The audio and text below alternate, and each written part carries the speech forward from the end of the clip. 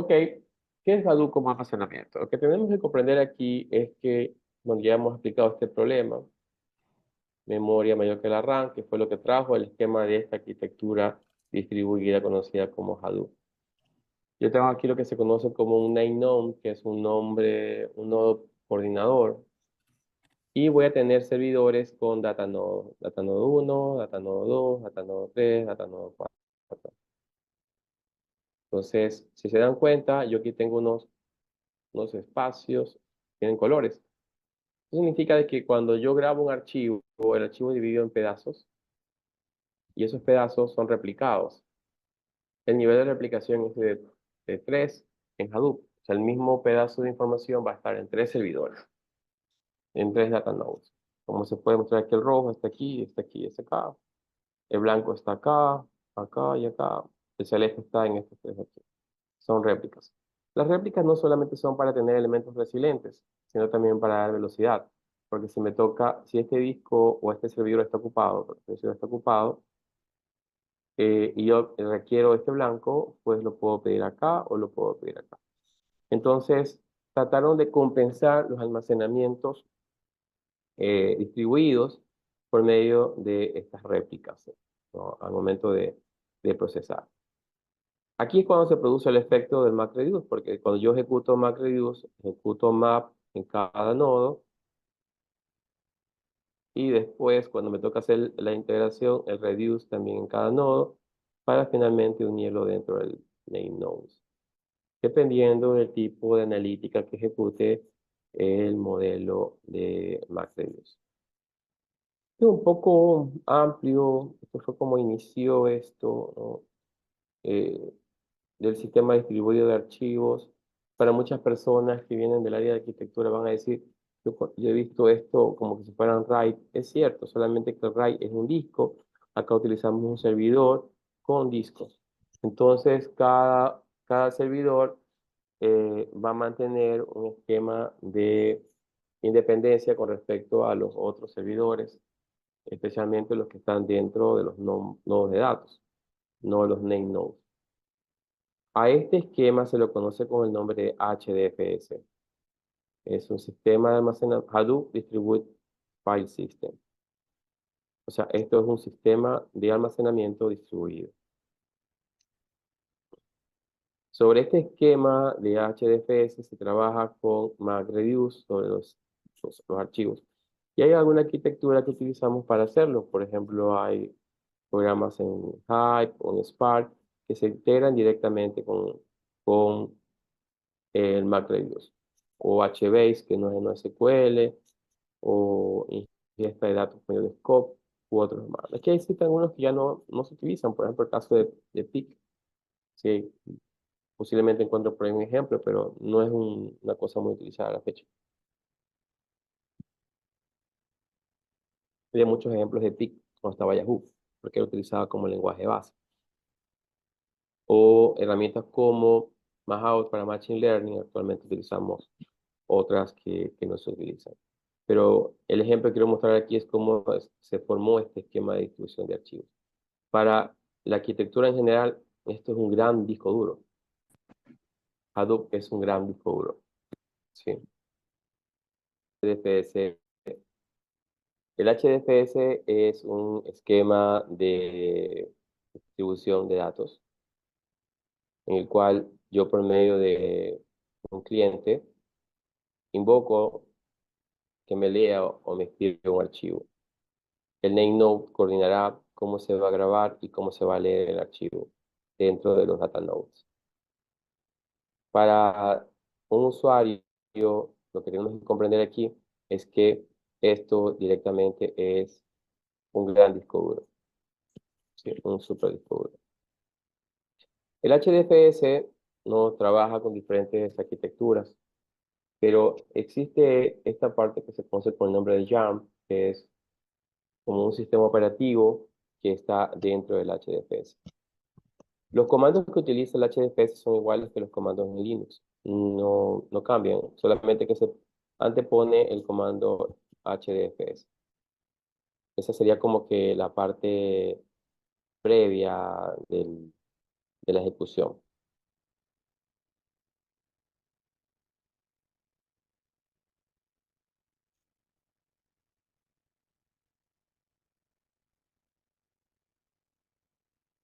Entonces,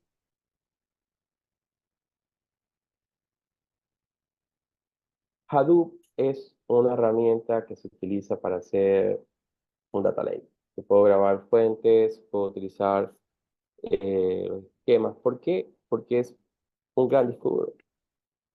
No tengo una restricción sobre el formato que tendría de almacenamiento. Simplemente puedo grabar las cosas allí directamente como que si fuera un disco duro grande. Y es por eso que se puede utilizar directamente como un esquema de almacenamiento. Yo puedo coger todas las fuentes, puedo mandar esto a una zona de transientes, a la zona de raw data, puedo refinar los datos, hacer algún tipo de aseguramiento de los datos, tener la zona de sandbox, aplicar metadatos, data quality, data catalog, security. Y lógicamente ya el área de consumo de datos puede encargarse de ver esta parte.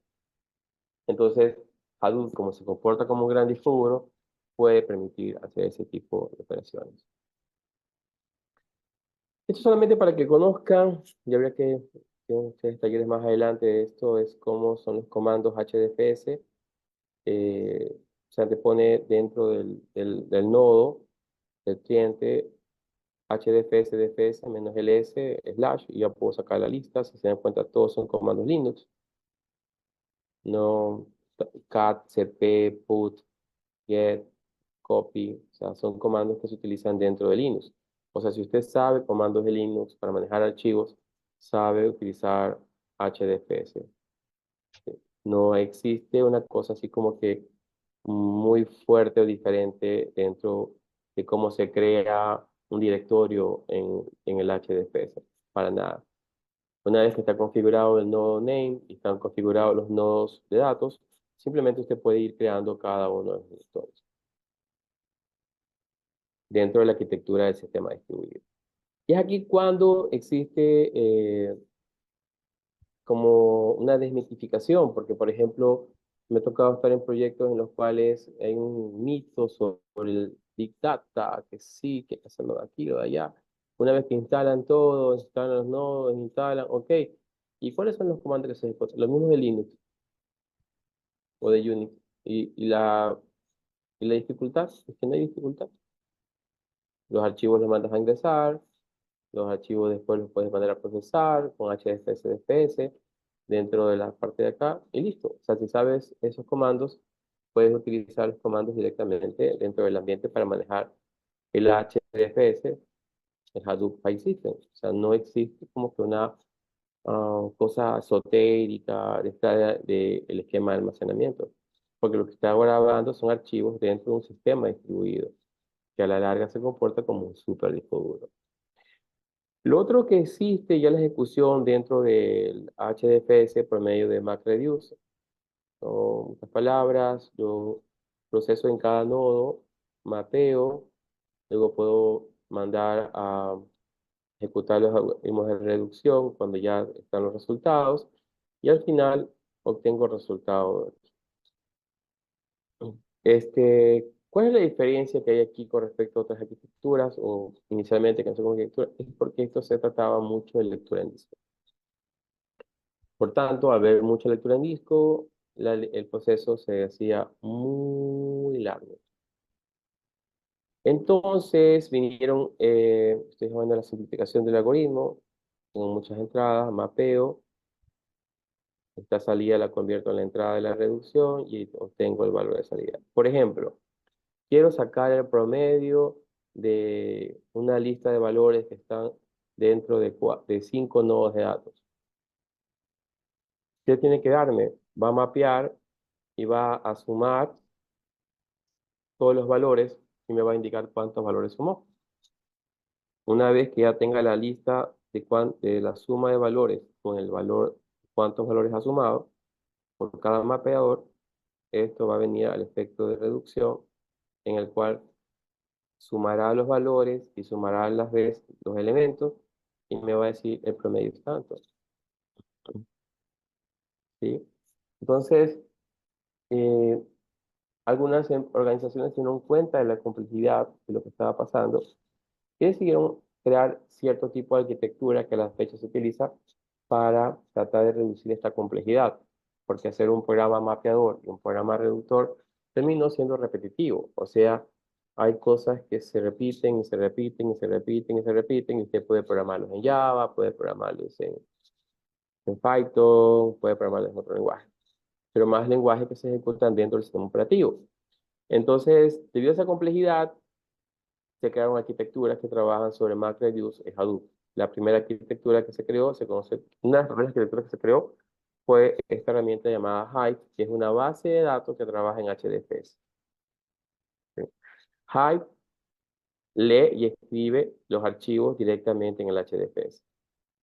Hagan de cuenta que es como que estoy instalando Oracle en HDFS, no sé si me explico. Eso hace Hive. Pero Hive no tiene todas esas funcionalidades. Hive tiene un límite de tipos de datos, porque son datos, no es que tiene un varchar de 300, solo tiene un varchar o texto o algo así, o int o double. Pero el número de tipos de datos es simplificado. Entonces yo puedo hacer operaciones SQL utilizando Hive. Y es allí cuando Hive creó lo que se llamaría un data warehouse, porque permite hacer de tablas o simplificación de tablas para indicadores en Hadoop. ¿Sí? Para que lo comprendan, este es Hive, tiene conectores JDBC o DBC, terceros, tiene sus procesos y estos actúan y tienen procesos de MapReduce. Por ejemplo, tú haces un count, haces un max, haces una función evaluadora agregada tipo max, min, promedio. Todas estas funciones ya vienen con sus algoritmos de MapReduce. Cuando haces un query con un group by, también tiene su algoritmo de MapReduce. O sea, todas estas arquitecturas ya vienen implementando MapReduce como parte de sus procesos. Entonces van a la base de datos, van a ir al HDFS, a los diferentes nodos y van a ejecutar MapReduce, MapReduce, MapReduce, MapReduce, MapReduce y al final va a dar la respuesta. Entonces, al momento que yo tengo una arquitectura usando Hive en HDFS, de verdad, el SQL que se implementa es usando MapReduce, no es usando optimizadores típicos que vienen dentro de una base de datos. Aquí voy a utilizar MapReduce para cada proceso. Es un ejemplo de cómo se crea una tabla en Hive, pero el query es el mismo para efecto práctico. La gente de Google, en su maravillosa idea, se le ocurrió crear una arquitectura llamada HBase y que ellos pensaron que a principios del siglo iba a ser como la quinta maravilla del mundo, pero no salió así. De hecho, hubieron malos proyectos aquí en el Ecuador porque se lanzaron a hacer HBase con NoSQL. Es una estructura en la cual yo creo columnas que se llaman column families y dentro de los column families puedo agregar columnas más pequeñas. Lo resultante es que en esa época, cuando esto se daba, o esta arquitectura salió, que es una SQL de column families, otra es Cassandra, si no me equivoco, sí tenía cierto tipo de recepción, pero el problema ya se dio después con los desarrollos, ¿no? Es muy difícil de mantener. Una tabla tiene column family y los column family tienen columnas. Entonces, realmente se hacía muy complejo. Es como agregar una estructura adicional entre la tabla y la columna, que le llamo column family. Me tocaría reuniones en las cuales, pero es un column family, sí, pero las columnas están dentro del column family. O sea, y terminamos simplificando el tema, esta parte de aquí. Sí, hay implementaciones de teoría funcional, pero especialmente cuando tienen datos, cuando tienes columnas muy variables o columnas que pueden, de estructuras que van a cambiar, esto es muy aplicable. Además, es un NoSQL, que significa que aquí no puedo aplicar SQL y tiene su propio lenguaje. Entonces, habría que ver cuándo sí, cuándo no se puede aplicar este tipo de arquitectura. Este es un ejemplo de cómo se crea una tabla. Aquí hay una tabla que tiene dos column family. Y aquí yo tengo cómo se crea una columna. Pues si quiero crear la columna ciudad dentro de localización, tengo que crear así. Dentro del column family ciudad. O dentro de persona, nombre, o dentro de edad, persona. ¿Por qué yo creo que falló mucho esto de aquí? Un poco complicado. Es por la estructura del tidy data que se promovió en Machine Learning. Creo que eso fue un disparador muy fuerte. Mm, Finalmente, solamente para recalcar otra arquitectura que salió posterior y dijeron, ¿sabe qué? Estaba acá en el Hive, me gusta que haga MapReduce, pero el MapReduce es muy costoso. Y vino esta arquitectura que se llama Impala, que trabaja sobre SQL y que trabaja directamente sobre los sistemas HDFS, pero él no hace MapReduce. Esto sí es más una base de datos con query planner, execution, todo eso. ¿Sí? Impala es más rápido que Hive.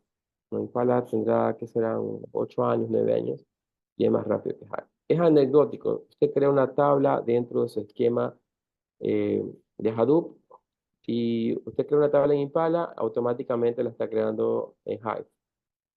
Sí, en el ambiente. Crea esto externo y las puedo intercambiar. Pero cuando usted hace el query en Impala, lo ejecuta más rápido que cuando lo hace en Hive. ¿Sí? Entonces, esta base ayuda mucho en temas que son de datos estructurados.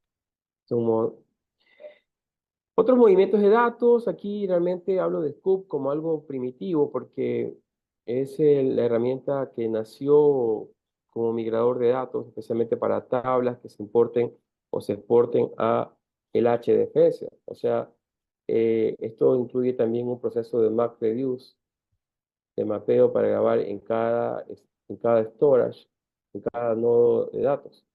Y puede ir grabando, grabando, grabando y grabando. ¿Sí? Pueden utilizar otros esquemas de almacenamiento. Yo siempre les recomiendo que revisen bien el tema de cómo están distribuyendo los archivos dentro de cada nodo, porque pueden encontrarse con nodos que están sobrecargados.